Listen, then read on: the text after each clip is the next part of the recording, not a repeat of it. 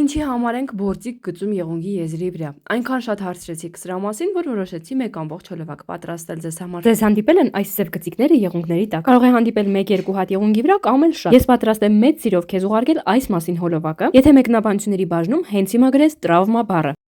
Ողջույն, ես Նունեն եմ եւ դու գտնվում ես առաջին հայալեզու մատնահարդարման YouTube-յան ալիքում։ Միշտ այս ամենը շեշտում եմ, որովհետեւ ամեն անգամ նոր հետևորդներ են լինում եւ չեն հասկանում թե ինչ էջում են գտնվում։ Բայց ասեմ, որ իմ էջում հաստատ կգտնես բյութի ոլորտից ամեն ինչի մասին, ինչպես նաեւ իմ էջերը բոլոր հարթակներում կան՝ TikTok-ում, Instagram-ում, Facebook-ում, YouTube-ում, ինչպես նաեւ մենք ունենք խանութ Wildberries եւ Ozon հարթակներում։ Դե լավ, արի համբերությունդ չչարաշահեմ եւ քեզ բացատրեմ բորձիկի մասին։ Ինչպես նաեւ մի մոռացիր միանալի մալիքին, որպեսզի բաց չթողնես ոչ մի հոլովակ, իմ էջում 1000-ից ավելի հոլովակ է տեղադրված ու բոլորն էլ խիստ մասնագիտական, շատ գաղտնիքներով։ Իդեպ, եթե Instagram-ի էջիս ես միացել, ապա այնտեղ հաճախ է լինում, որ անվճար դասեր եք ստանում, այնպես որ անպայման դարձեք Instagram-ի էջիս հետևորդը։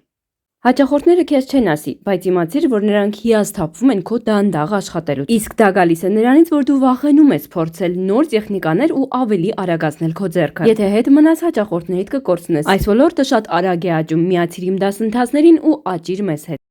Հաճախորդը վերադարձել է մոտավորապես 2-3 ամիս անց ու ահա այսպիսի եղունգներով։ Ինչպես նկատեցիք, եղունգների վրա արկա է նաև այլ գույներ, որովհետև փորձարկել ենք, որպեսզի ընտրենք, թե այստեղից որ գույնն է նա ընտրելու վերջնական։ Ինչպես նկատեցիք, նյութի հեռացման process-ը դուրս եմ թողել կադրից, որպեսզի ձեզանից անիմաստ ժամանակ չխլեմ, որովհետև առհասարակ նյութի հեռացման մասին ես ունեմ շատ հոլովակներ իմ էջում, որպեսզի կատարեք գրագետ այդ process-ը եւ ինչպես անեք, որպեսզի մի քանի անգամ արագանա ձեր գործը։ Նախկին նյութը հեռացրել եմ, կար շատ ածլոյկաներ, ինչպես նաև նյութը եկել էր հասնել եղունգի եզրերին եւ իմաստ չկար այստեղ նյութ թողնել, ինչ ենք անում մենք, հեռացնում ենք որքան որ հնարավոր է ու շատ, ինչպես նկատում եք, աննշան շերտ է մնացել եղունգի վրա։ Իսկ այդ շերտն էլ խարտոցի օգնությամբ էլ հավասարեցնում ենք մեր բնական եղունգին։ Իսկ այստեղ կրկին անգամ մաքրում եմ կուտիկուլան, գիտեք ինչ ասի կրկին անգամ, նախորդ հոլովակը հիշեցի, որ տեղադրել էի ու սենց տապճկաներով եկել էին այդ հոլովակից հետևից, որ ես վնասում եմ եղունգի մարմինը, կուտիկուլան եւ այլն եւ այլն, ես ճիշտ ասած չհասկացա թե ինչ խնդիր կար այդտեղ։ Հա, հիմա մի հատ մեկնաբանությունն էլ կդնեմ, սա այն է, որ մարդը տարիներով հետևել է իմ արած աշխատանքին, ինձանից սովորել է ու իր կարծիքով արդեն 1-2 տարի անց դարձել է ինքը ավելի թույն մասնագետ ինձանից ու ինձ ցույց է տալիս իմ թերությունները։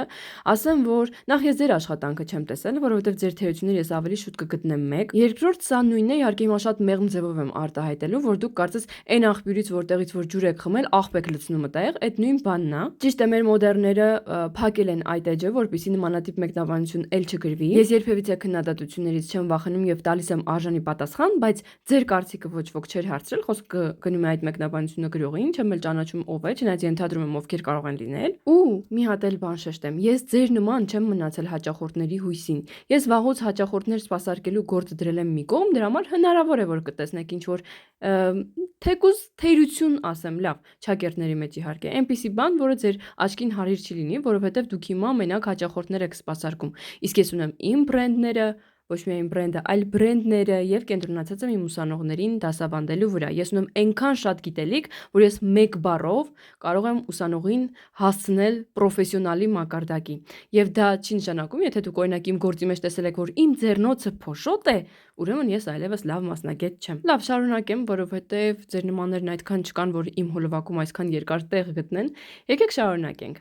Ինչպես նկատեցիք, մշակեցի բնական եղունգի մակերեսը խարտոցի օգնությամբ։ Սրբեցի այնուհետև բժշկական սպիրտով կամ nail brand-ի մատնահարդարման եւ ոտնահարդարման համար նախատեսված սպիրտով։ Ոայ կներեք, այստեղ ձեռնոցս փոշոտ է, մի քիչ առաջ, որովհետև մատնահարդարման նյութը խարտել եմ, 10 անգամ չեմ լվացվել, 10 հատ էլ ձեռնոց չեմ փոխել, այդ նորմալ է, տենց են աշխատում առասարակ։ Այս վերաբերվում է դիվանագետներին։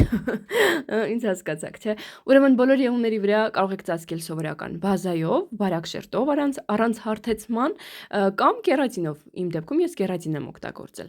Եվ չորացնելուց հետո, ահա այսպես, փոքրիկ, բարակ, գելի օգնությամբ գործիք ենք անում բոլոր մատներին, անգամ կարող եք միանգամից 5 մատին անել, ուղարկել լամպ չորանալու, ոչ միտեղ չի հոսելու։ Բացատրում եմ սա ինչ է։ Երբ որ մենք անում ենք գործիք, նախ ավտոմատ եղունգի եզրը մի թեթև բարձրացնում ենք վերև, սա ավելի